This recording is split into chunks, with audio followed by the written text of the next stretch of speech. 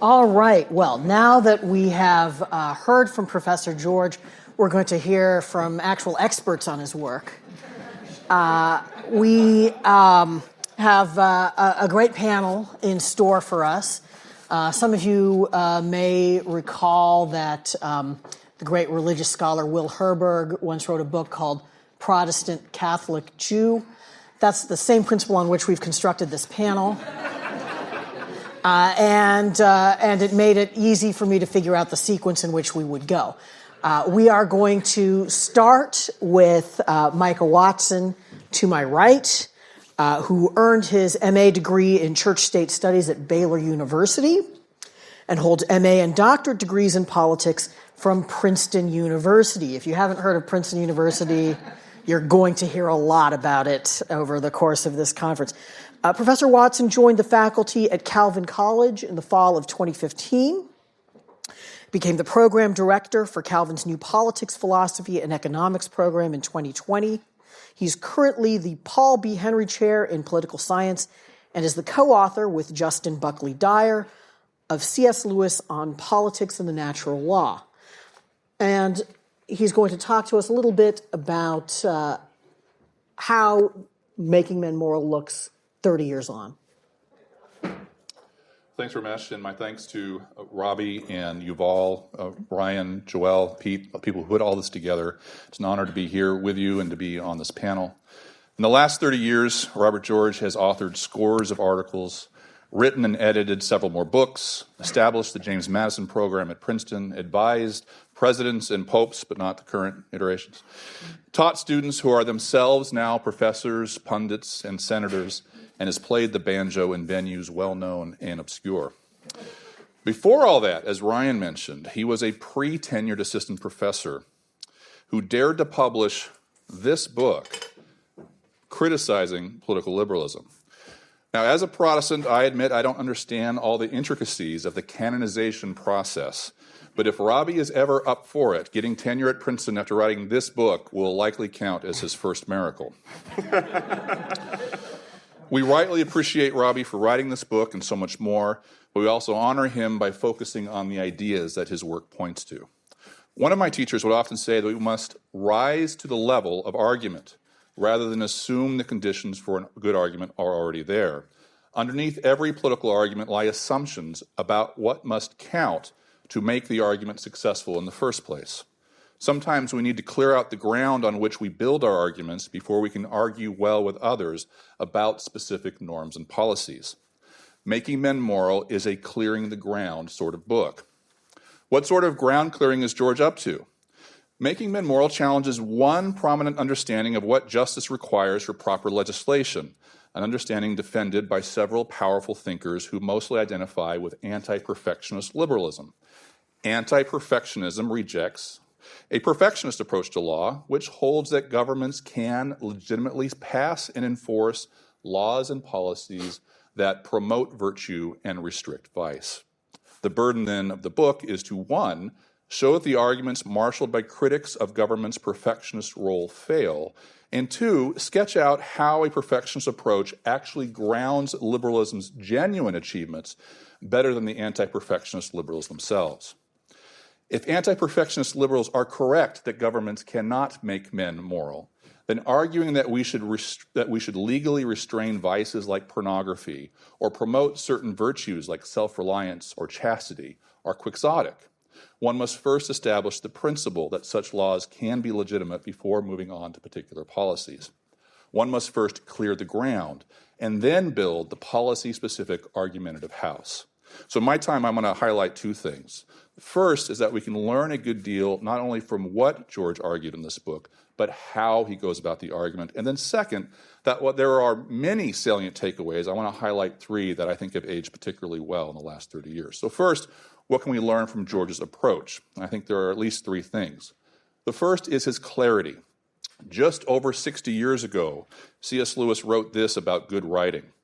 The reader does not start knowing what we mean. If our words are ambiguous, our meaning will escape him. Writing is like driving sheep down a road.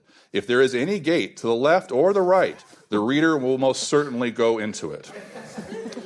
Christians, of course, should not mind being compared to sheep, and jurisprudence and political theory are particularly prone to confusing gates that can lead anyone astray. George's careful writing, however, keeps readers on the path. He preempts misunderstandings with clear definitions. He's clear about what he is doing. He's critiquing liberal scholars. He is arguing for perfectionist politics. And what he's not doing. He is not, in this book, making prudential judgments about particular legislative issues. He anticipates questions and objections with qualifications and counterpoints.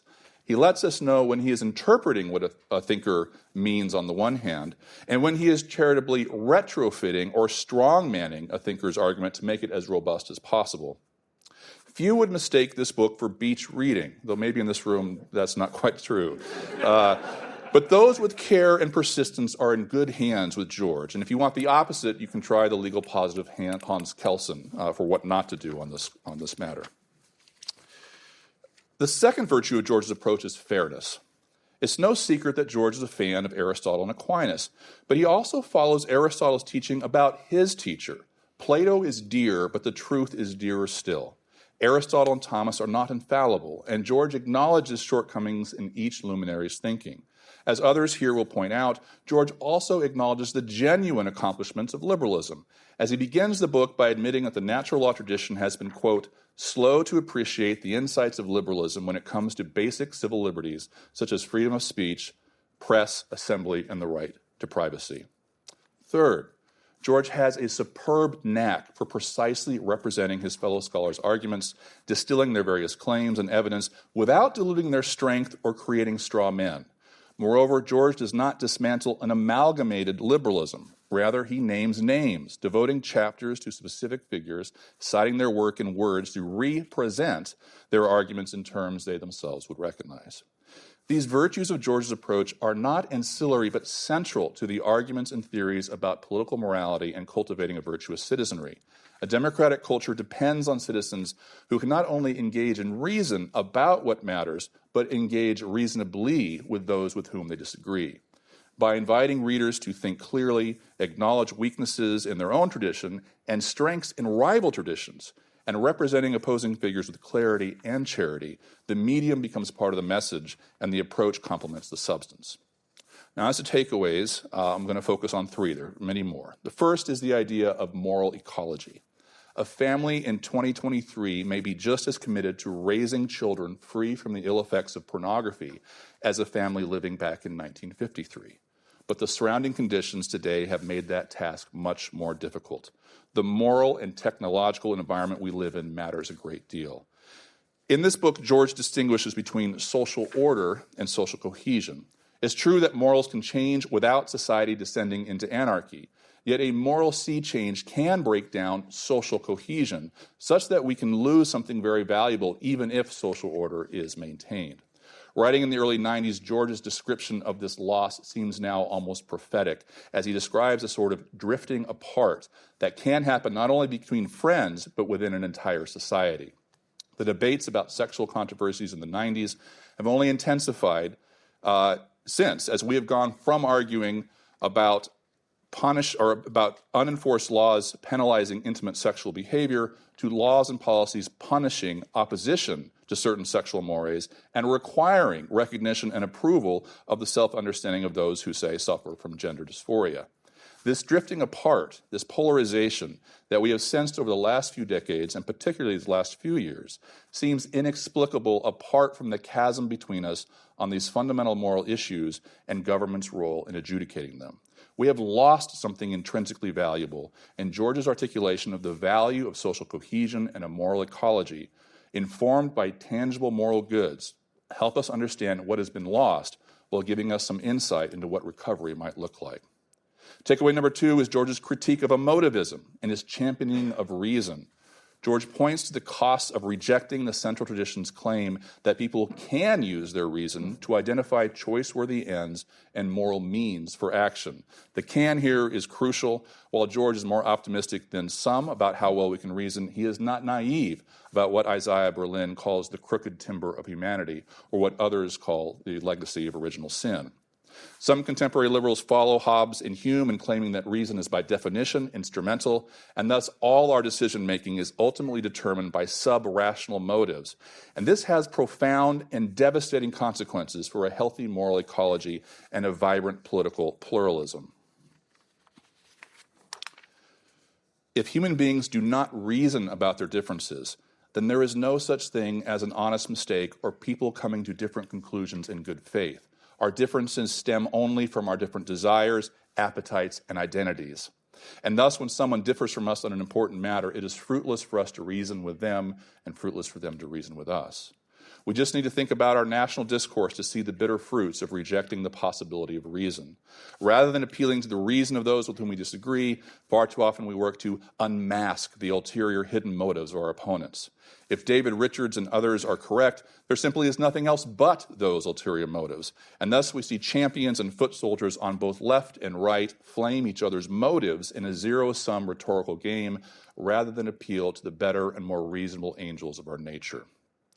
The third and final takeaway is George's complete demolition of the pretense to political neutrality on contested issues. I do think this is relevant, maybe disagreeing with Chris Wolf or not. I can talk about that a little bit later. This pretense works in two ways. On the one hand, advocates of inherently controversial positions relying on contestable claims frame their proposals as if they are not controversial at all, but the commonsensical conclusions drawn from what everybody knows.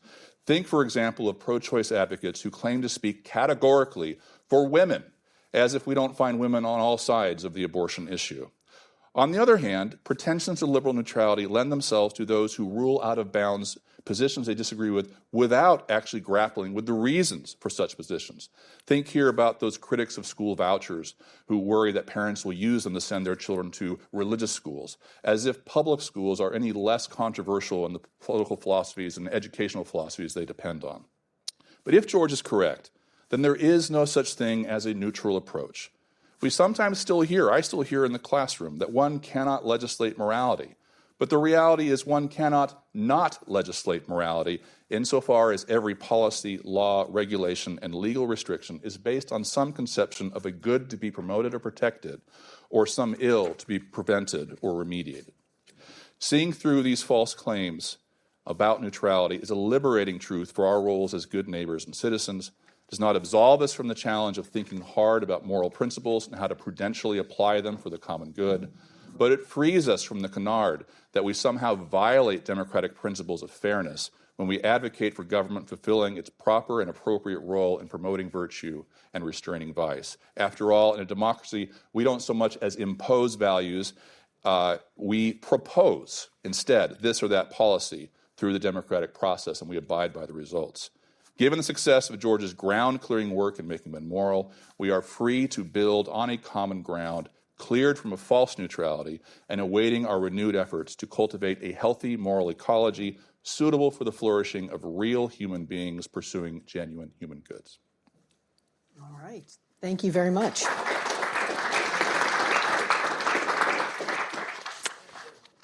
We're next going to hear from John Peter DiIulio, the James N. Perry Scholar of Philosophy, Politics, and Society in the Programs for Research on Religion and Urban Civil Society at the University of Pennsylvania, where he researches political thought, ethics, and action theory, and also teaches in the International and Global Master of Public Administration programs. His first book, Completely Free, The Moral and Political Visions of John Stuart Mill, was published by the Princeton University Press in 2022. So, as a scholar of Mill, you may be particularly well situated to talk to us about the relationship between the central tradition and the liberalism that Making Men Moral challenges. What do you make of that challenge and how successful it is? Well, thank you, and I just want to add my thanks to AEI, the organizers, the sponsors, to Joelle for inviting me, and it's really an honor to share the stage with these gentlemen, and of course, not to mention celebrating my professor's work, which changed my mind, heart, and life in pretty rapid succession. So, it is often taken for granted that a certain inherent political tension exists between individual liberty and public morality. As conventional wisdom would have it, a society that prioritizes freedom will naturally impose fewer and laxer morals laws than a society that prioritizes virtue. Whereas a society that practices soulcraft for the sake of human flourishing will naturally compel more and tolerate less than a society that preaches the gospel of liberal rights. Most philosophers and ordinary citizens simply assume that a polity devoted to individual liberty as its highest value is bound to pursue laws very different from a polity that accords primacy to public morality. Among the many qualities that makes Making Men Moral such a remarkable book is the cogency with which it dispels this easy assumption as a failure to think more deeply and clearly about what individual liberty and public morality truly require, both in concert and on their own respective terms. Professor George demonstrates that to strive to perfect either freedom or flourishing is, in principle, to adopt the very same stance towards morals laws. Consider public morality. For a book that champions the principle of morals laws, Making Men Moral is anything but overly confident in their general prudence and practical scope. All throughout, George not only acknowledges, but consistently goes out of his way to emphasize that while morals laws aren't inherently unjust, they can still be illegitimate or undesirable for a wealth of other weighty reasons. Indeed, once we recognize the diversity of basic goods and the valid pluralism it grounds, once we grasp the reflexivity of these goods and the internal acts of reason and will it necessitates, once we apprehend the government's secondary subsidiary role in promoting virtue and the broad array of civil liberties constitutive of flourishing, and once we realize that law is, in fact, as George declares, an impersonal guide and blunt instrument, not to mention a power which hazards every variety of misuse and abuse, then surely we begin to appreciate not only the essential value, but also the considerable limits of perfectionist law and policy. And yet, this is anything but a counsel of despair. On the contrary, by methodically clarifying what morals laws can't and mustn't be, George refines and enriches our understanding of their genuine potential and proper application. What it comes down to is, in short, is his pithy, expressive term, moral ecology. Morals laws can and ought to play a subsidiary role in promoting public morality by fostering a healthy moral environment. For example, and I quote, by prohibiting or discouraging the grosser forms of vice, by suppressing industries and institutions that cater to moral weakness, and by advancing authentic understandings of the human person, marriage, and the family, as well as policies that support these and other morally valuable institutions. Quite a far cry from the draconian, closed, moralistic society so often feared and caricatured, often justly, by liberal critics of paternalism. And indeed, laced throughout Making Men Moral is the thematic suggestion that liberals have every reason to concur readily with George's conclusions. To take liberty seriously, we might say, is to countenance or even embrace morals laws and for the same ecological purpose. What do we lose in the way of liberty under a prudent system of morals laws? Nothing. Nothing we could desire rationally. As Professor George writes, legislators concerned to uphold morality can legitimately prescribe only the fairly small number of acts and practices that are incompatible with any morally good life. Such acts and practices, given their absolute hostility to our well-being, can't be chosen in any unfettered sense. They are entertained out of ignorance or weakness. In fact, by educating the unwitting and settling down the tempted, good morals laws can improve liberty's exercise. What then do we gain in the way of liberty under a prudent system of morals laws? A tremendous boon. In a thriving moral environment, individuals will be far more likely to enjoy not merely the theoretical right, but the concrete opportunity to pursue a strong marriage and true friendships, to discover reliable, enriching, cooperative community, and to live decently and raise virtuous children without utter sabotage from a polluted moral landscape. Again, this is all in principle. Clearly, the partisan of liberty will and ought to be concerned about the risks involved in conceding the power to legislate morality. For instance, the danger that fanatics or rigorists will drive policy. However, it should be noted that prudential worries can cut both ways. As George remarks, it seems equally plausible to suppose that permissiveness, to the extent that moral laxity follows in its train, encourages fanaticism and rigorism as a backlash. It would be good musing indeed to ponder all the ways that a healthy moral ecology acts as a bulwark against tyranny. In sum, on my reading, Making Men Moral argues that public morality largely counsels personal freedom, and that personal freedom largely counsels public morality, and that in moving toward one another in a principled fashion, they come to occupy the common ground of moral ecology. Both, for their own reasons and together, arrive at the same fundamental question: what does a healthy moral ecology recommend? So with that in tow, let me address the challenge to liberalism. The book's explicit critique of contemporary mainstream liberalism is devastating. There's no coming back from it. I should know. I tried. The notion that law can be neutral with respect to the good is taken apart by George at every turn. Morals laws are, in principle, valid. I don't think that can be denied anymore without adopting a self-defeating emotivism or skepticism. However, I also believe there's another layer to the challenge that points us toward the present day. The liberal neutralist prides himself on providing the sole grounds for a reasonable politics. If we don't adopt a posture of neutrality, he says, then we'll always talk past one another. We'll start from different basic premises.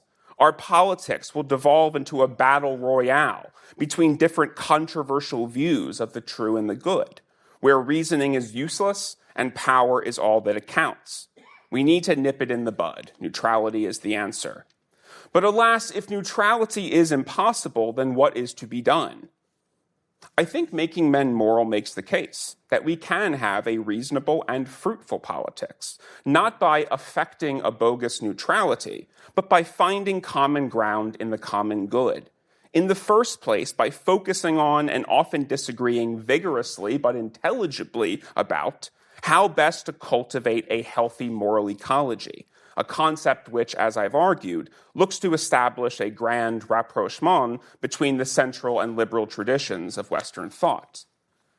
If we turn our collective attention to moral ecology, we can be faithful to and serious about the good without triggering a fight, say, over whose religious or otherwise contestable worldview ought to prevail.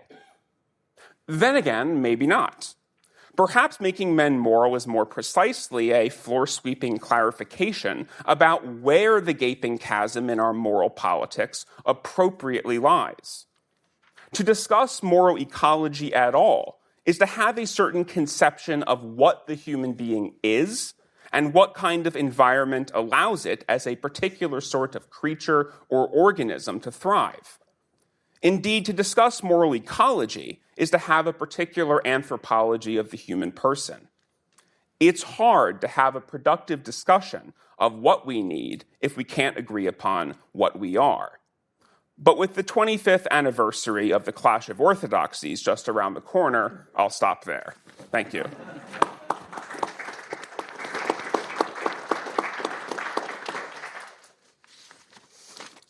Our last speaker, known and loved by all of us, Yuval Levin, the director of the Social, Cultural, and Constitutional Studies at this very institute, and thus, I guess, in some sense, my boss, where he also holds the Ravenel-Curry Chair in Public Policy, the Bethan Ravenel-Curry Chair in Public Policy. The founder and editor of National Affairs, Yuval's also senior editor at The New Atlantis, a contributing editor at National Review, and a contributing opinion writer at The New York Times. He is the author of several books on political theory and public policy, most recently A Time to Build, From Family and Community to Congress and the Campus, How Recommitting to Our Institutions Can Revive the American Dream. So what today does Making Men Moral and its argument have to say to us, not only liberals, but also post-liberals who seem to be maybe a little thicker on the ground than they were when this book originally came out? Well, thanks very much, Ramesh. I'll start right there. I guess I really have to start by saying I actually did read this book on the beach. We decided to do this conference in early summer, and I read the book on the beach, having not read it in a while. And my wife would agree with you that that is not something that normal people do, but it works. And I have to say that part of why it is such an honor and a pleasure to take up this truly great book on its 30th anniversary is because it does hold up so well. And I think the reason it does has to do, actually, with some of the questions that are alive now in ways that they might not have been yet 30 years ago. Great books really stand at the test of time, not exactly by being timeless, but by being timely in different ways from different angles at different moments. They can meet readers where they are, even many years after they were written, because what they offer runs a lot deeper than the moment that they came from. They become newly relevant all the time, and that's very true of this book. And I think it's particularly true for how it speaks to the liberal project, which finds itself, I do think, in quite a different place than it did 3 decades ago, as has already come up in a variety of questions in the course of the last conversations. Our subject in this panel is the book's challenge to liberalism, and it certainly did and does pose a challenge in very profound terms to liberalism. But read in our moment, as Ramesh suggests, the book also poses a challenge, I think, to post-liberalism, and in terms that both clarify its challenge to liberalism and also its defense of a certain kind of liberal order, properly understood. And that's what I want to briefly lay out in these comments.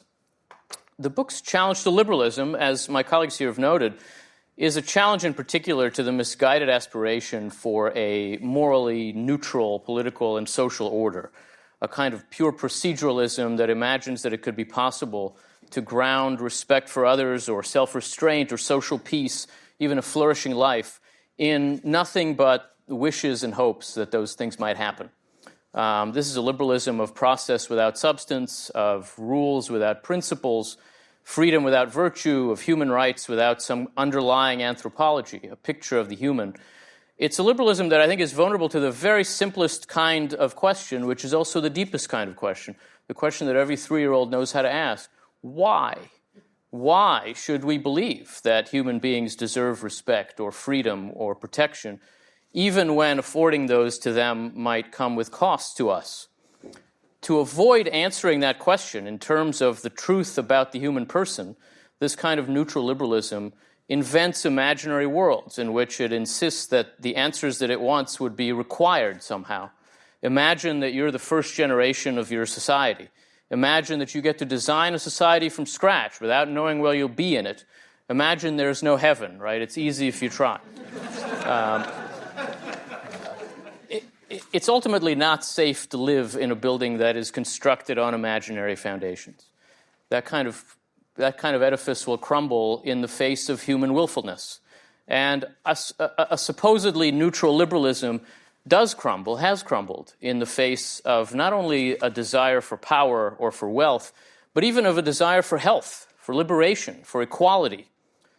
It crumbles in the face of every desire because it is itself nothing more than desire. It's just something we want, and so it isn't able to make us want what is right, which only something that is true, whether we want it or not, could really do. A neutral liberalism cannot make men moral because it's not rooted in any commitment to the possibility or the reality of morality. If this were all that the liberal order was, then the liberal order would be nonsense. But it's not all that the liberal order is. The progressive theorists of liberalism who insist that liberalism is just unrooted, neutral rules are so insistent that that is all it is because they wish that it were so, not because it is so. They want to keep the fruits of liberalism while cutting off the roots of liberalism.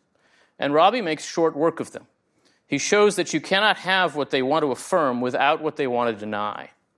What they want to affirm, the liberal commitment to the protection of individual liberty and free speech and respect for persons and just generally peaceful diversity, is a direct implication and application of what they want to deny, the truth of the classical anthropology that's revealed by Judaism and Christianity and articulated most fully by their fruitful entanglement with Greek philosophy, especially with Aristotle. When you try to affirm the fruit while denying the roots, you end up with rotten fruit. You end up with a liberalism that becomes at best a kind of caricature of itself, and at worst a moral monstrosity, a sort of permission slip structure for assorted, tenured, and well-spoken forms of barbarism. These monstrosities do need to be rejected. They need to be repudiated. But it doesn't make sense to repudiate them by first accepting their premise. It doesn't make sense to criticize what amoral liberals want to make of liberalism by accepting their claim that that is what liberalism is. That is roughly what today's post-liberal critics do. They begin by accepting what Robbie rightly rejects, the claim that liberalism is what its progressive and postmodern expositors say that it is. They begin by asserting that Rawls is right about liberalism, and then they reject liberalism. But their premise is wrong. Rawls is wrong about liberalism, and Robbie helps us to see why that is. In this respect, Making Men Moral helps to clarify one of the more peculiar facets of today's post-liberal critics. As a practical matter, many of them express a kind of longing for the America of the middle of the 20th century, but channel their nostalgia for that America through a rejection of everything that made it possible. They insist that the West made a wrong turn in the late Middle Ages, and that the evidence of that is what has happened to America since the late 1950s. But they rarely stop to wonder just where the America of the 1950s or of the 1770s might have come from. Rawls's theory of justice is not an explanation of what made that America possible. It is a rejection of what made that America possible. It would be strange to push back against Rawls and other progressive liberals by first pretending that they created the modern West. But that is what some of their critics now do. Those critics begin by accepting impossible things, by accepting the notion that Rawls's convoluted game of make-believe is the source of the liberal society, and therefore that the liberal society, the society that shaped them, in which they grew up and came of age and were formed, is actually impossible in practice.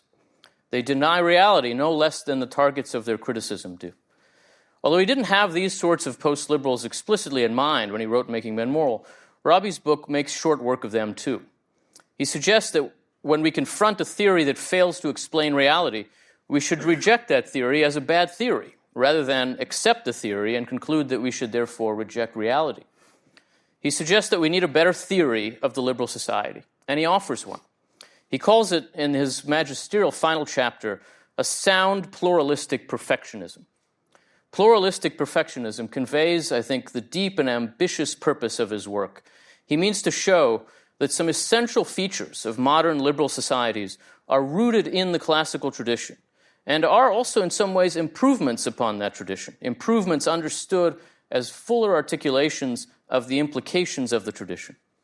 Among other things, this is a project that points us to the very heart of what theory is for. Social and political theory explains the sources of social and political practice in order to guide further practice. So the stakes of it are very high. A bad theory misleads us about who we are and then distorts who we become. The need for a better theory is both a need to better understand ourselves and a need to become better. Robbie offers us a path to do both of those things. In articulating his critique of the central tradition of Aristotle and Aquinas, Robbie lays out the core non-relativistic case for moral diversity that is the essence of liberalism at its best. That critique of the central tradition that also rejects relativistic liberalism is what we're missing now. It is the kind of liberal republicanism that we yearn for without knowing its name. It denies the core claim of today's post-liberals that we have to choose between a society that takes its moral foundations seriously and expresses them in its laws and a society that protects core communal individual rights through a classically liberal kind of constitutionalism. Robbie shows that a modern free society absolutely can enact laws that promote a healthier moral ecology, and in fact that at times it must enact such laws. That it can live out its moral commitments through its laws, that there is no contradiction between its liberalism properly understood and the pursuit of morals legislation. In a sense, Robbie's argument is that liberalism is better than it knows, better than it is willing to acknowledge, that it's built on stronger foundations than it is able to describe. That is a challenge to today's post-liberals, but it's also the heart of Robbie's challenge to liberalism. So that in the end, the challenge to liberalism in this book is, like any genuine philosophical challenge, a call for better and deeper and more true self-knowledge. It is a challenge that our liberal society would be wise to meet, and a challenge that is even more important today than it was 30 years ago. Thank you.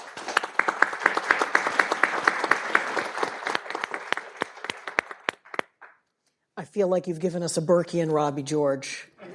Although I note that Burke is not in the index to the book, maybe the next edition. One thing that we've talked about so far in this conference sporadically is the connection between morality and religion. And of course, people who believe that government has a legitimate, albeit limited, role in promoting sound moral principles and discouraging vice have often tended to believe that it also has a role in promoting religion. And in fact, in that last chapter, Professor George takes that view with a certain, or at least a certain kind of understanding of religion. And I wondered if you thought that that argument was successful, and that whether it can speak to us in a time that is considerably less religious, or at least less openly religious, than 3 decades ago.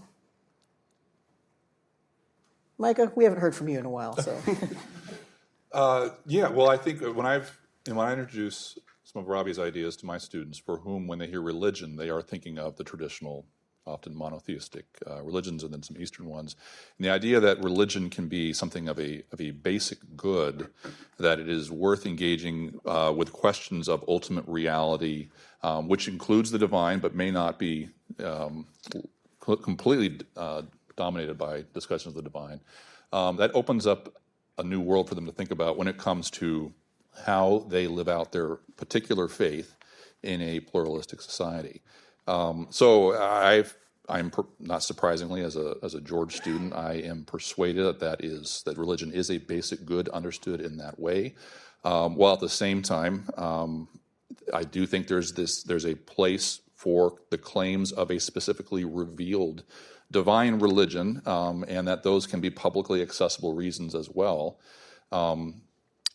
Many of my students, many of the folks that come from my background, feel a sheepishness about making claims in the public square that might be based on their religious backgrounds. I think that's actually a haunting of Rawls that they have there. And my question for them as well, is there a version of secularism that is any less controversial in terms of its foundations than Judaism or Islam or Christianity? And they tend not to think that that's the case, right? So I find the treatment of religion, the positive sketching out of how Robbie's foundation can lead to protecting religious liberty without having to rely on an emaciated view that Yuval was talking about, to be pretty persuasive. I can't help but note that Rawls's own secularism came with a theoretical apparatus so elaborate as to make a medieval schoolman blush. Do you believe that and I open this up to you as a panel, the argument for religious liberty that is presented in this book is grounded in the good of religion. And it seems to me that is possibly an inescapable move, but also one on which we don't reflect very much. That is, that there just can't be a sound account of religious liberty that does not admit the possibility that religion or a religion might be true. Is that right? Yeah, look, I think that is true. I think our tradition of religious liberty, and by our, I mean the distinctly American religious liberty tradition that combines British toleration with a peculiarly American kind of approach to the establishment of religion, begins from the premise that religious liberty is not a matter of letting people do what they want, but of letting people do what they must. And that does begin from the premise that religion makes demands on us that are fundamental. And in that sense, that what it speaks to is something that is true about us and that precedes our social commitments. I do think that it's ultimately difficult to make an argument for religious liberty that takes religion seriously and yet is entirely neutral on the question of whether any religion is true. That is, that treats religion as just another source of opinions. I don't think that is the source of our commitment to religious liberty. It's another way in which the arguments we need to have about the nature of our moral ecology, as Jean-Pierre suggested, actually begin from a certain understanding of the human person. And that understanding is not just one of the questions up for debate, but is a premise of the life of our society. I think it's just a fact that it is a premise of the life of our society. And does that suggest that if our society becomes less convinced of the value of religion, it will become less committed to religious liberty? Yes, I think we've seen that, and surely that's true.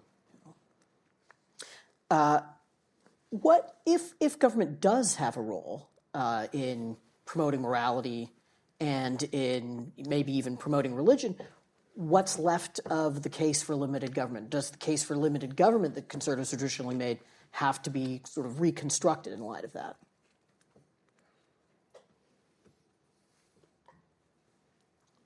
You look like you're pondering. Well, I think about Robbie's distinction between the delegated and enumerated powers of the federal government and then the police powers of the states. And I'm not arguing for a reestablishment of state establishments, but we had 9 or 10, depending on how you qualify them. You're not arguing for it. Well, I'm not going to. I think that was a mistake. But even the federal government, if you look at the Northwest Ordinance, had language about promoting religion in the territories that had not yet become states. And if you look at the democracy in Western Europe, they do tend to have tax dollars that can go to religious institutions, albeit not any one particular one. It's divvied up depending on how the citizens would allocate it. Now, I'm making a strong case for that either, but I do think that there's a space there to think about how government and religion, the separation of church and state, as it's interpreted by some, was clearly, I think, an over-exaggeration of what that distinction was supposed to be between the role of the state and the role of religious houses of worship. So I do think that the Robbie's argument opens up a number of ways that different states could experiment in being at least friendly towards religious. We have John Doolittle here was involved in charitable choice in the 90s, which I think was a promising endeavor to try and find ways to respect religious liberty as well as the scruples of those who are not religious, while also finding ways to harness religious activity for the common good. So I do think that there's room there, but I share your worry, at least as you expressed it, that as we become more secular, the common shared value of religious liberty is going to become harder and harder to protect. To prevent confusion, Mike is referring to another Diulio in the room. We have, I think the collective word is a treasure of Diulios in here, father and son. Anything to add on? Well, I would just say I think the case for limited government is not a case for limits, per se. It is a case for a particular understanding of government that is rooted in the same understanding of the human person that we're talking about. The government should be limited to make possible a certain way of life. And in that sense, if we're committed to that way of life, then our commitment to a limited government is not necessarily in tension or in contrast with the notion that there is a role for government in legislating morals laws as well as other laws. One of the discussions that comes up, particularly when George is talking about the work of Joseph Raz, is the idea of autonomy as kind of good in itself, as something that the government needs to protect sort of intrinsically. That, it strikes me, as something that is pretty commonly accepted today, but it's something that he subjects to a pretty searching critique. Do you agree with that Do you think that the what relevance does the argument on autonomy have today? Yeah, well, first of all, I would certainly, I agree with Robbie's argument, certainly in critiquing Raz, that autonomy is only valuable insofar as it allows us to engage in activities that realize certain intrinsic goods, and that autonomy only kind of seems to be intrinsically valuable in and of itself because there is indeed something more perfect, more realized, more actualized about the pursuit and realization of the basic goods when they are done with those internal acts of reason and will that kind of bring them home to us and aren't merely objects of conformity or what have you. And I think that the notion that autonomy is intrinsically valuable, not, I don't think, in the work of Raz, who seem to have other reasons for wanting to suggest that autonomy has to be treated as an intrinsic good in and of itself. For example, that if the government is going to be interfering with certain kind of victimless immoralities, it's instantiating a structure of domination over the individual. I think Raz's concerns in that area don't hold up to scrutiny, and I think in the book Robbie does a very good job, at least in the cases he raises, pointing out why it doesn't hold up to scrutiny.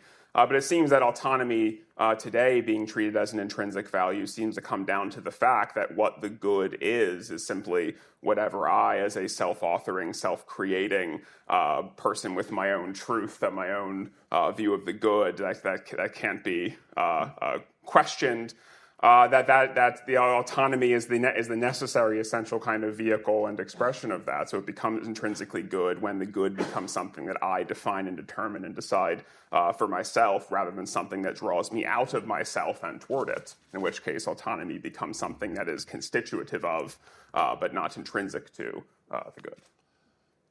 I would add to that too. Liberalism has an autonomy problem when it comes to children, right? Who are by definition not yet autonomous, and can a local community or a state or even the federal government play a role in helping provide the conditions whereby children can eventually become autonomous in a healthy way. Melissa has written books on this. I think that's a place where the different policies and laws can help families, parents raise children who don't have a choice yet, can't be autonomous, and liberalism as a real vexing tension with the autonomy of children. I think that point's actually a really important purpose of the kind of morals legislation that Robbie's talking about, because ultimately freedom is certainly valuable. Freedom is valuable because it enables people to choose well, but it's not freedom alone that enables people to choose well. Freedom just enables us to choose. In order to choose well, we have to be formed to choose well. And a free society is only a good thing if it's filled with people who will choose to do good things.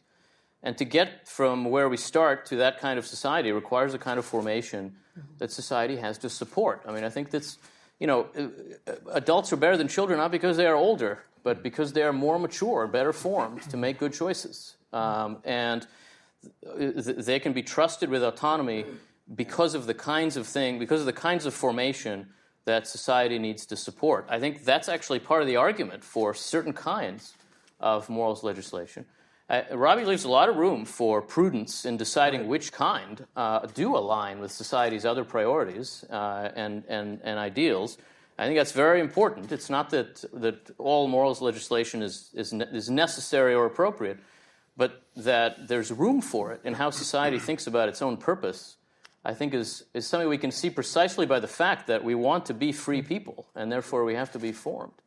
I'll just interject here that I myself read Making Men Moral around the same time I was reading Frank Meyer and the classic conservative freedom versus virtue debates. And of course, it gets back to my perhaps somewhat cryptic question about reconstructing a case for limited government. Meyer's entire case for what he called fusionism, or what he reluctantly allowed to be called fusionism, was that freedom is a precondition for virtue because you have to be able to freely choose it, which, if you take it seriously enough, it sort of sweeps away everything we want to think or say about the formation of people who can choose virtuous lives, and is basically, I think, fundamentally at odds with the arguments in this book, although I don't think Frank Myers appears here either. We have some time for questions from our audience, both our real live audience and our virtual audience, not to denigrate you as being real live people as well.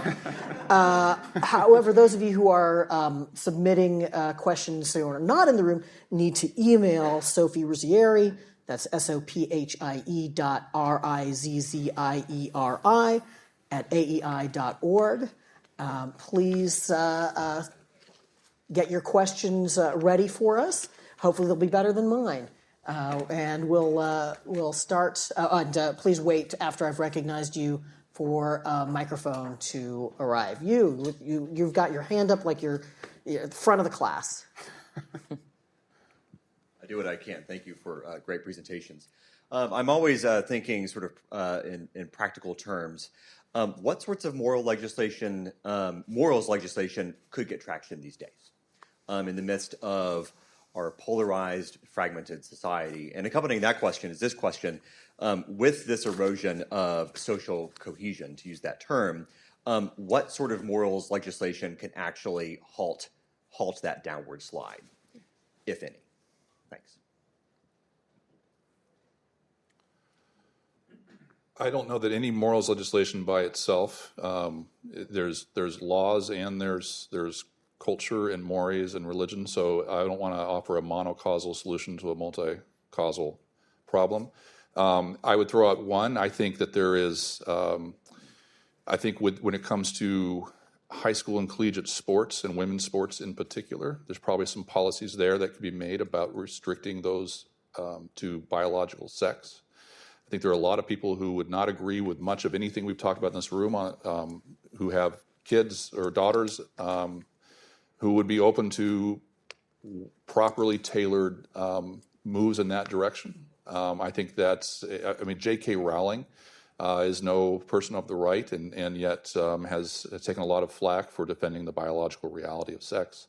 So I think there's probably some room there, perhaps. I'm not the policy wonk. I realize I'm in the hallowed halls of a lot of policy wonks, but I would suggest that might be one area where there could be some fruitful movements.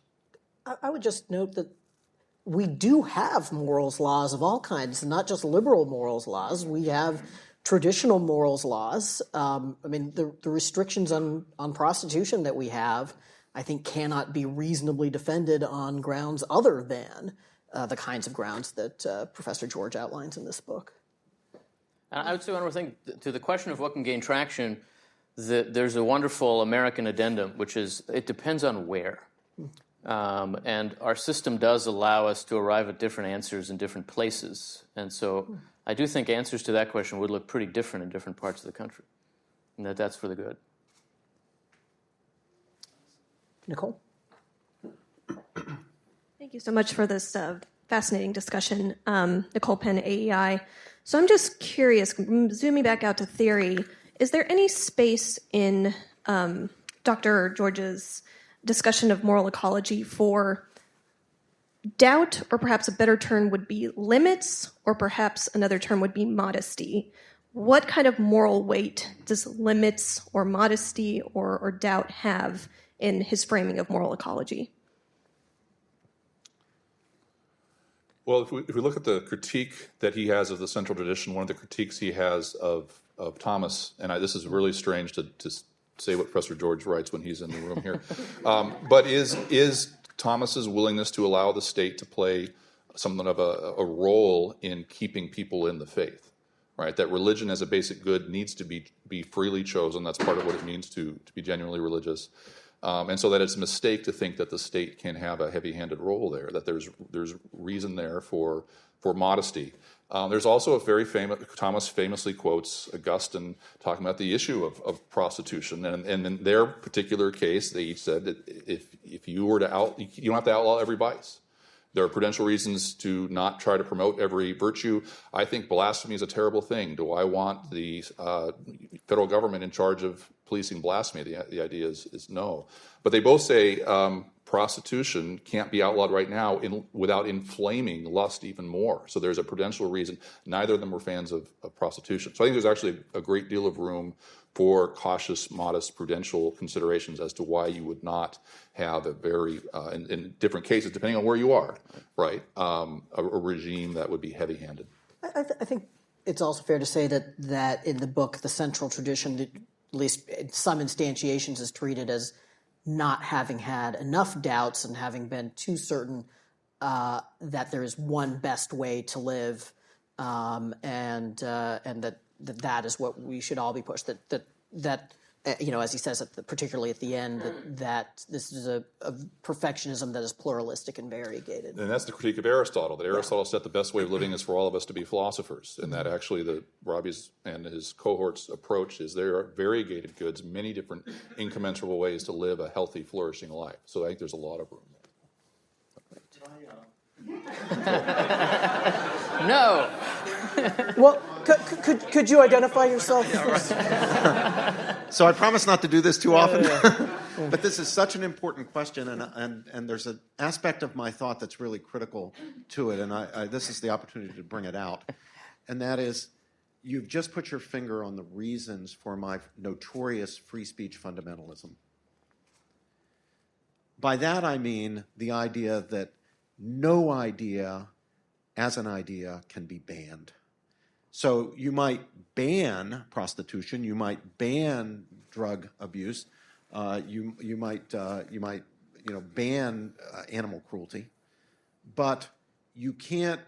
It would be wrong to ban the advocacy of prostitution or animal cruelty or anything else.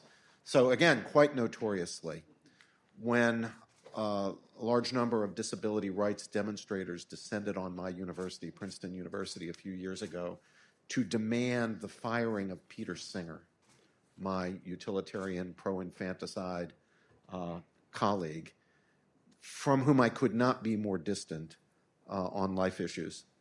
My sympathies on the substance of policy were entirely with the disability rights people, but I took to the media to defend Peter Singer's rights, to advocate the things I abominate, and I thought that the disability rights people were right to abominate, precisely because we mustn't be too certain about anything. Providing free speech means that we're always willing to be challenged, to be unsettled, to have even our most cherished, our deepest, our identity-forming beliefs questioned. That's especially critical at universities, but not just at universities. That's why I actually support the kind of broad free speech protection. There are different issues about like whether pornography is actually speech and stuff like that. But when it comes to the question of banning the advocacy of ideas, I really am a fundamentalist for the very reason you put your finger on. So fans of Annie Hall will remember the Marshall McLuhan scene, which we have just seen replayed here. Other questions in the back there? Yes. Yes, you.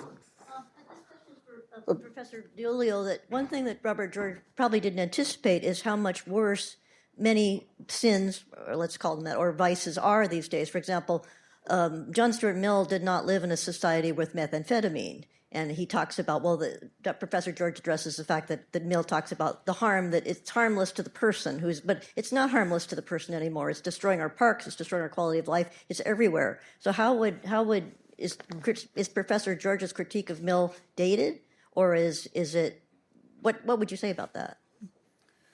Well, I guess the first thing I would say, and Robbie alluded to this when he was on the stage with Ryan, is that I think there's actually a lot, let me put this way, there's daylight between Mill and Professor George for sure, but I think that Mill is actually a lot closer to making men moral and the kind of the arguments in this book than we might commonly suppose.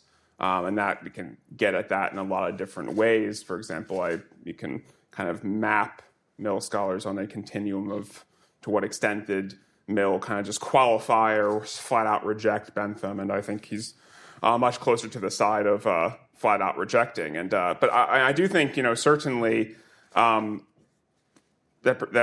Robbie's notion of moral harm, that liberals always overestimate the extent to which immoralities are victimless, and that immoralities are not going to have this kind of rippling effect that can pollute and undermine a moral environment, is sound, and I think it's something that John Stuart Mill, in On Liberty, one might say, on the one hand, he doesn't take it seriously enough because he does believe in such a thing as solidly self-regarding activity.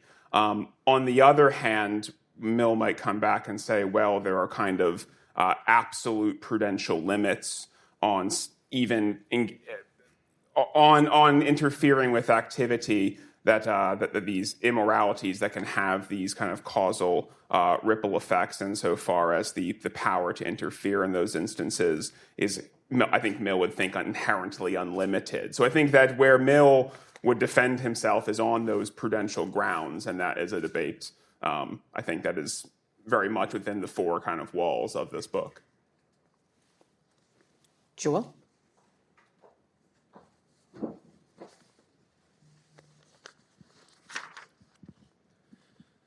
When Robbie was up here, he said he was hoping to overthrow liberalism with this book, and the book describes itself, as arguing against liberalism in various forms.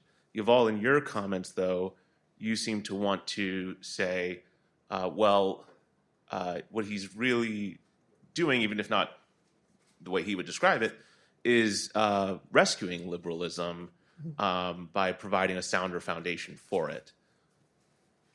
What rides on describing the book as rescuing liberalism versus casting aside liberalism in favor of some alternative? Why do you think, Yuval, that it's important to say, no, it's actually just providing a different foundation for liberalism, not just liberal principles or institutions? Yeah, it's a great question, Joel. I think that I think liberalism is one of those terms. We have a lot of them in our political vocabulary now. Republicanism is another that just refuses to be defined in a way that can fit our contemporary categories. And so there is certainly a way to define liberalism as its worst self and to reject it. And Robbie does reject it, and I would too. But there is also a way to understand what the liberal society has accomplished that sees it as an accomplishment of Western civilization, not as beginning from a rejection of what the pre-modern West had to offer, but as functioning as a kind of culmination of what the pre-modern West made possible, and as making possible a degree and a scope of human flourishing that had not been possible before. I think that to understand liberalism in those terms it's a constraining kind of understanding, because it says that liberalism is not fundamentally radicalism, that it's another approach to the human good, and so is inherently, at some level, also a form of moderation. Moderation on excess and on vice and on the worst of what we can be. That kind of more conservative ideal of liberalism is harder to call liberalism now. But our fights about names don't change the underlying thing. And we live in a society that I think is simply the greatest achievement of human civilization. And that society deserves our defense. And it seems to me that to reject, in an argument about vocabulary, the premises that would allow us to defend the best of what we've inherited would be not just a mistake, but a profound failure. And it's a failure that we now risk making from both the left and the right. And I see Robbie's work, this book, but other of his work as well, as offering us a way to defend the best of what we've inherited, which, after all, is our obligation, our responsibility in every generation. And so as allowing us to do what is absolutely essential now. Whether that requires us to somehow wrestle about the meaning of liberalism, I'm not entirely sure, but I think it wouldn't hurt to not surrender that very important concept to people who have decided inexplicably to make themselves enemies of the civilization that created them. And so I think that defense just deserves our energy and our commitment. And I think some part of it means that we have to engage in some argument about what the liberal society really is. And I think Robbie offers us tremendously powerful tools in that struggle.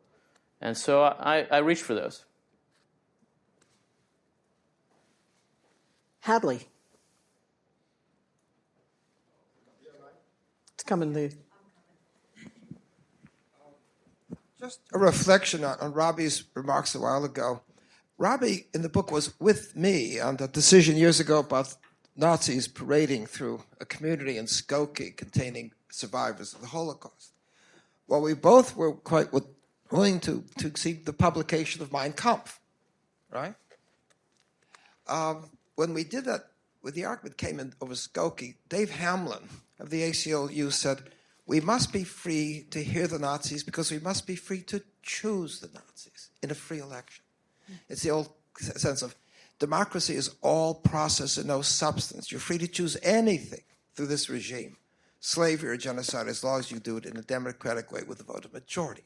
These are people who didn't understand the moral ground of a regime of elections. Here was a group that denied the moral ground of free elections. So in a way, it confirms, back to Robbie's point about what was at issue in that book, of a liberalism that could not understand the moral ground of its own defense.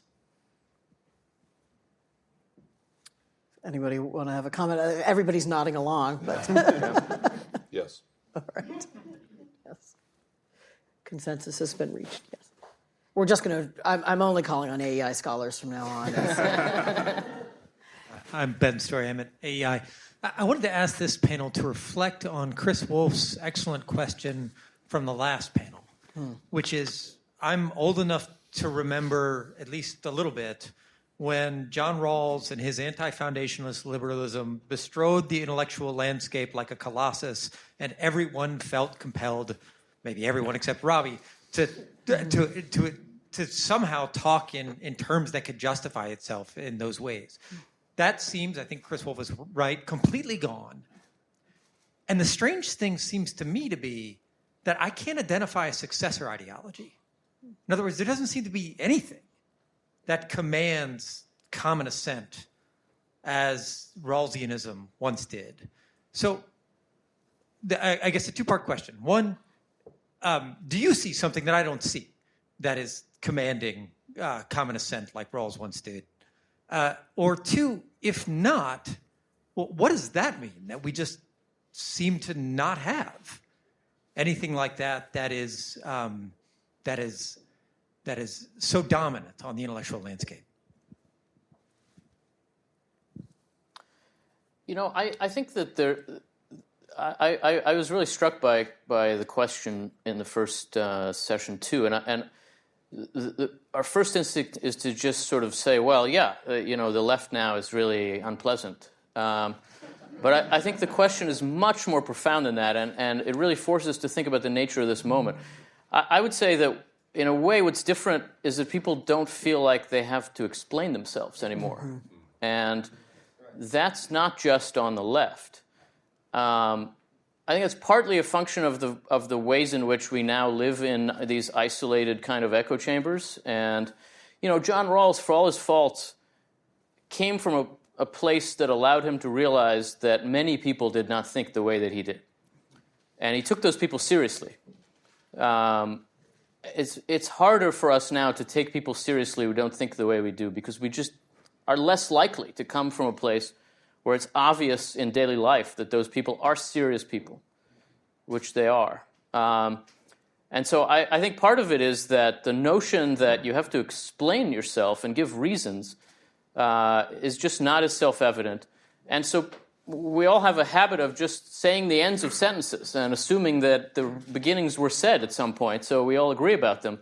And we couldn't say those beginnings anymore as easily. We're not really sure what the premises of our assumptions are. I think you see this in our political conversations constantly, so that a lot of premises of economic policy, of foreign policy, if you follow back what people are saying, you get to a place where you just have no idea why we do what we do anymore. And I do think that is an unhealthy kind of civic culture. It strikes me also as the result of a certain kind of exhaustion in our politics. And so I have some hope that it does change, because we now do live in a place where, in a moment where big questions seem to be open again. And people do seem to feel like, well, why? Why am I against big government? And a lot of people who are inclined to say they are, by being forced to think about why, kind of realize they're not. And I think we're starting to see that, especially with younger people, in various kinds of corners of our politics, in ways that maybe are a cause for hope, that we won't always just be saying the ends of sentences. But I think there's real worry there, and not a lot of hope. Yeah, I would just also say that this is partly a result of our replacement of reasons with feelings. People come forward in the public square and demand certain things on the basis of how deeply they feel, or, I feel this, I feel that. There's not a whole lot you can do to counter-argue. Yeah, I would. If I had to pick a word for what we do, it's winning. Winning has replaced it. And what I mean by that is, I know we're having a session on the Constitution tomorrow, but constitutions in part help us adjudicate when we don't win. And we agree to the system by which we can come to decisions about disagreements. And for some time, we even took some pride. We've got a system here that allows us to disagree well. And if we lose, we go back to the drawing board, try and get more allies, we go back for another vote and try and win. But I think we have an erosion of support for our system of adjudicating our disagreements, such that now both sides try to game the system, however, such that we get the results that we want. And we've lost faith in a system that we have enough in common with each other that we can agree to the system by which we disagree.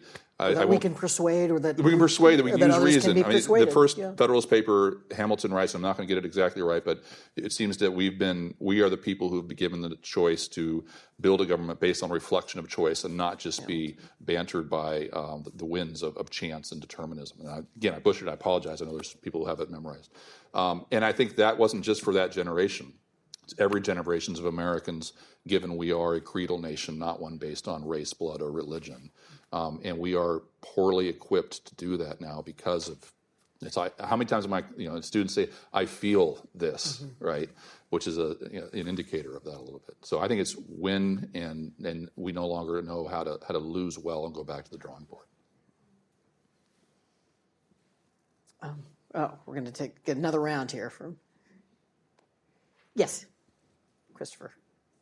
It seems to me that one thing that explains that the question, answers the question I asked earlier, is that Americans for a long time did agree on a rough philosophical anthropology, roughly derived from, Protestant Christianity.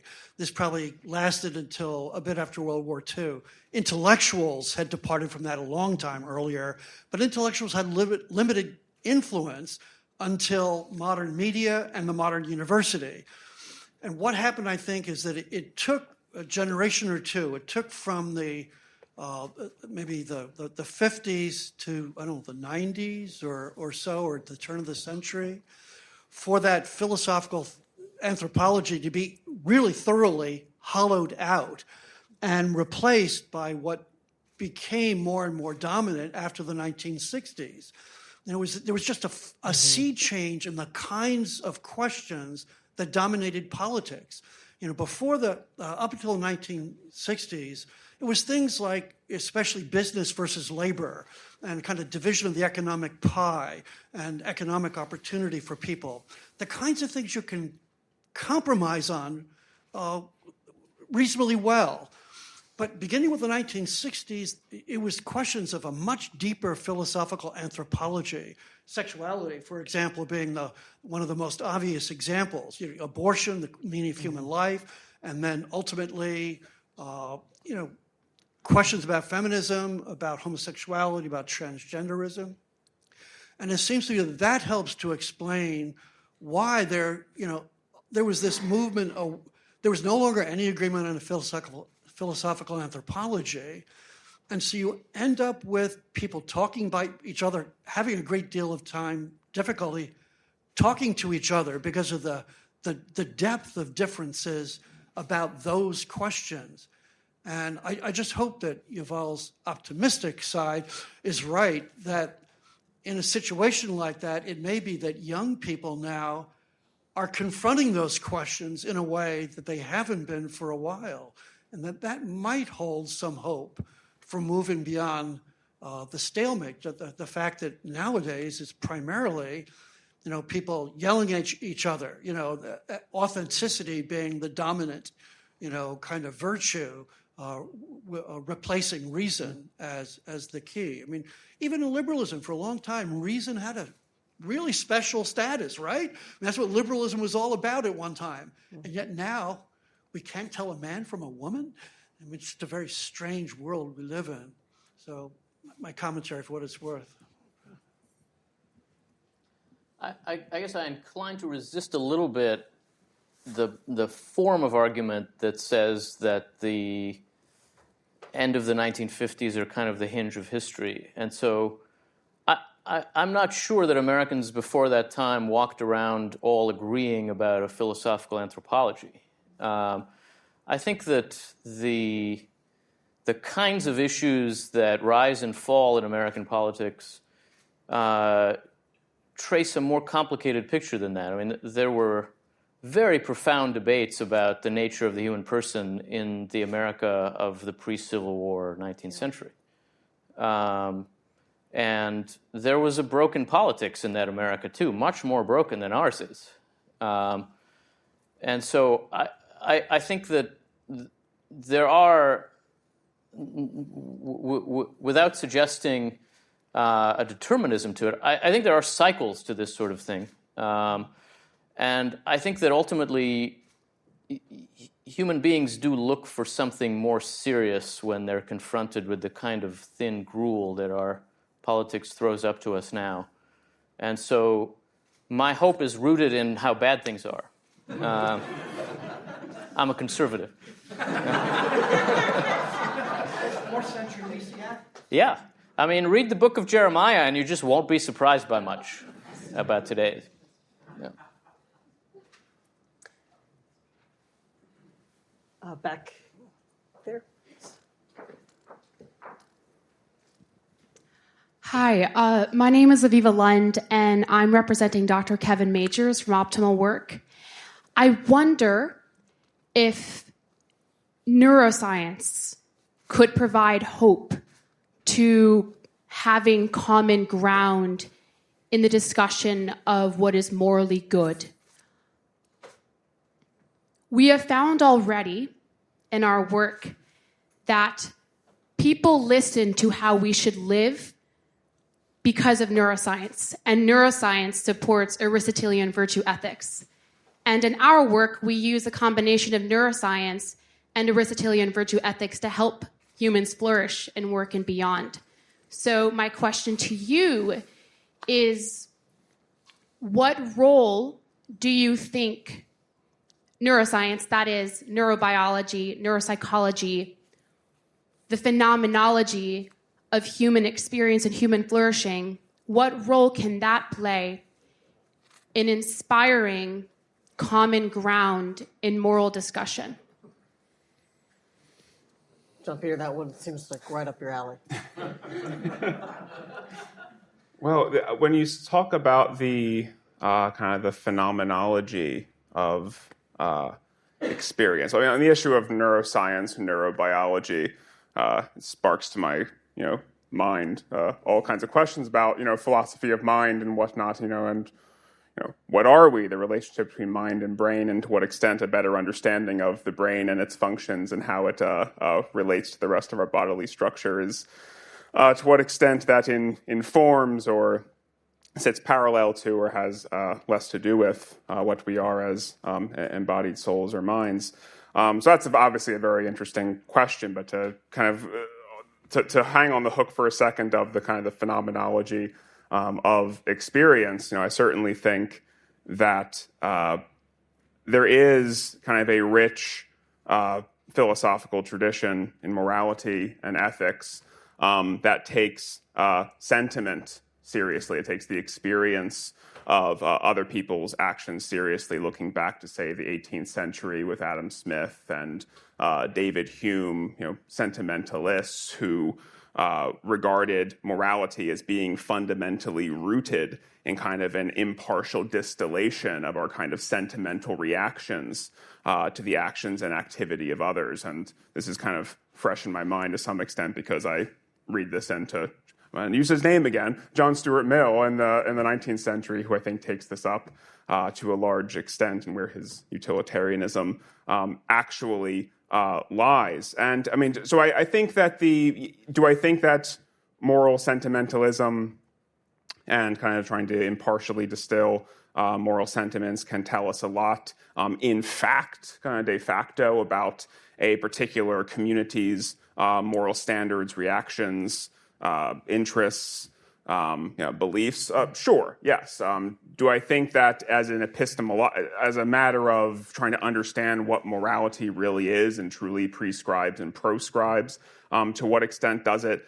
I mean, I think it does to the extent that morality should be at least consonant with our human nature, such that nothing which is entirely alien to our sentiments and anything we can kind of develop a sentimental attachment to would probably fall outside the bounds of any kind of reasonable morality. But at the same time, I think one of the criticisms of a moral sentimentalism one can draw is that it is very much bounded to the particular historical developed expectations of particular communities. People like Hume certainly wanted to universalize his sentimentalism and say there's kind of this universal, impartial, or judicious spectator. I'm a little more dubious about that, and also a little more optimistic about the ability of a kind of more serious rational philosophy like natural law theory to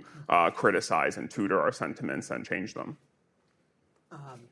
I was too busy sweating through Professor George's classes to take it in neurobiology in college. But it does strike me that just sort of a basic, commonly understood biology is an important element of the story we're telling, and that is something that Mike in particular has already mentioned, which is children. The fact that civilization, our defense of civilization has to start with these barbarians that come into our homes. And we have to start over from scratch every generation and make them fitted for freedom. And a view of government and politics and society that doesn't take adequate account of that is just fundamentally flawed for that reason. When you were talking about children not being autonomous, gosh, my own 5-year-old sure thinks he is. And that constitutes a major part of the problem, apparently. Maybe one more question we have time for. Yes, you. Hi, I'm Ben Huff from Randolph-Macon College. My question is about the prospects for getting back to the sort of federalist, Enlightenment vision of a rational debate. And, I don't want to overestimate how much that was really true in the past. But I think that we do have a wide range of philosophical backgrounds represented in our culture, in just a much wider range of philosophical backgrounds represented than were present at the time of the founding. A certain amount of commonality was assumed in the Federalist Papers as part of what would make unity possible. What are the prospects? Alistair McIntyre would say, we do need a shared reference frame in order to have constructive disagreements. Is there any progress we can make toward having more in the way of shared reference frames for our disagreements?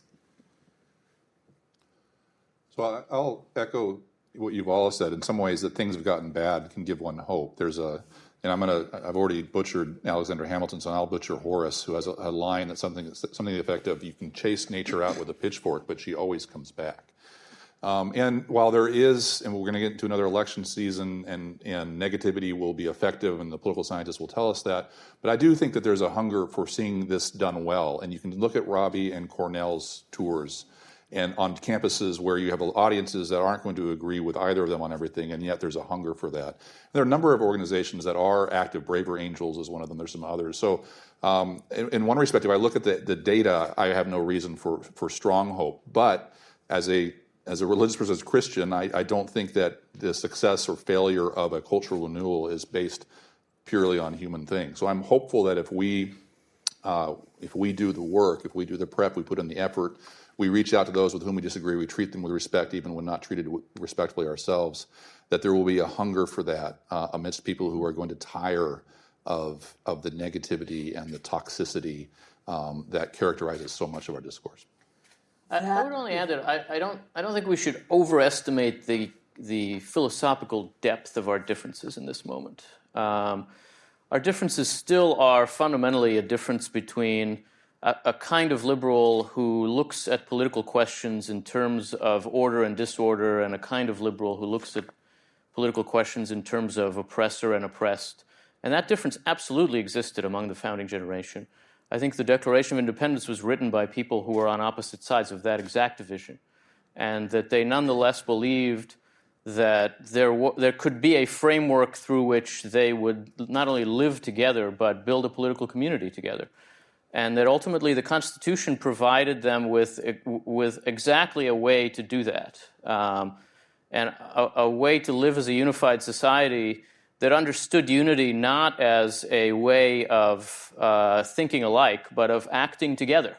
And that Constitution is still there. It is sitting there waiting for us. We're doing a very good job ignoring it, but I do think that it offers us an enormous amount if we are willing to take it up, and that the case for constitutionalism in our time is rooted precisely in the fact that we are a divided society. I don't think the divisions are going away, but I do think we can live with them, because I guess I don't think that they are as philosophically profound as we who tend to think in philosophical categories sometimes persuade ourselves they are. All right. Well, that question and those comments actually dovetail nicely with a section of the book that I found that I had highlighted 30 years ago, but which I think is actually more relevant maybe now. Professor George writes, unlike enemies in a war, people or parties in a more or less well-ordered political community who engage each other in public debate and political competition concerning ways of best pursuing the common good are, in an important sense, cooperating for the sake of that common good. I think that is something that we could all stand to keep in mind more, and I hope you will join me in thanking our panelists for contributing to the common good just now.